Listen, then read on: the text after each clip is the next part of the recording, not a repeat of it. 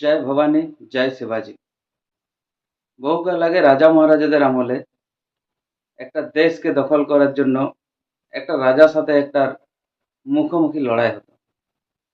তো এখন দেশ দখল করার পুরোপুরি সিস্টেমটার পরিবর্তন।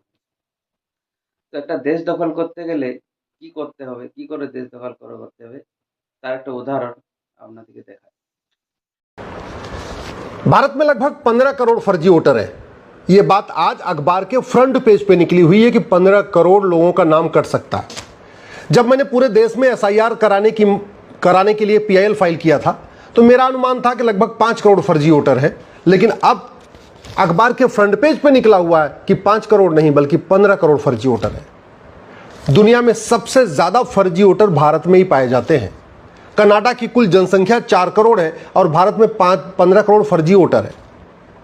ऑस्ट्रेलिया की जनसंख्या मात्र 2 करोड़ है और भारत में 15 करोड़ फर्जी वोटर है। अमेरिका की कुल जनसंख्या 33 करोड़ है और भारत में 15 करोड़ फर्जी वोटर है। आप खुद कल्पना करिए कि भारत में कितना बड़ा खेल चल रहा है। 15 কোটি ভুয়ো ভোটার। এই ভুয়ো ভোটার বাড়ানোর পেছনে যে উদ্দেশ্য, সে উদ্দেশ্যকে আমাদেরকে বুঝতে হবে। 1947 সালে দেশের ডেমোক্রেসি পরিবর্তন হয়েছে। তো 2047 সালে পুনরায় দেশের স্বাধীনতার 100 বছর পূর্বে এই দেশের ডেমোক্রেসিকে পরিবর্তন করার চক্রান্ত চলছে। দেশ স্বাধীনের কিছু পরেই একটা স্লোগান উঠেছিল যে লড়কে লিয়ে পাকিস্তান, হাসকে লিয়ে হিন্দুস্তান। তো কিভাবে নেবে তারা? এক হচ্ছে দেশের যে ভোটার সংখ্যা, যে ভুয়ো ভোটারের সংখ্যা বাড়ানো।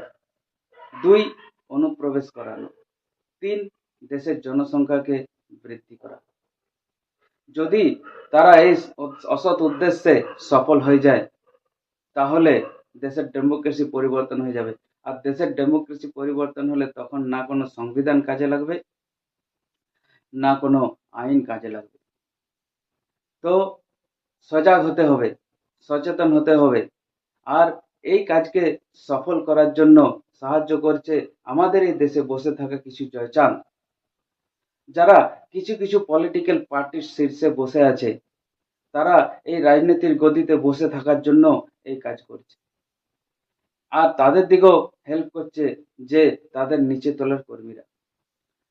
আমি তাদের নিচু তলার কর্মীদিকে বলতে চাই, যদি দেশের মধ্যে অস্থিরতা সৃষ্টি হয় তাহলে নেপাল মনে আছে, শ্রীলঙ্কা মনে আছে, বাংলাদেশ মনে আছে। তাদের এই দলের পলিটিক্যাল দলের রাষ্ট্রপ্রধানরা যারা ছিল তারা কিভাবে নিজের পরিবারকে নিয়ে খুব সহজেই উড়ে চলে গেল। উড়ে থাকলো কারা? এই দেশের আপনাদের এবং আমাদের মতো জনগণরা।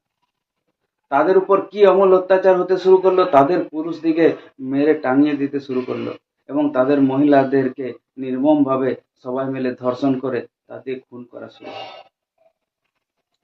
তো যাহাতে এই ডেমোক্রেসিকে চেঞ্জ করবার অসৎ উদ্দেশ্য যারা নিয়েছে তারা সফল না হতে পারে, তার জন্য সচেতন হন, সজাগ হন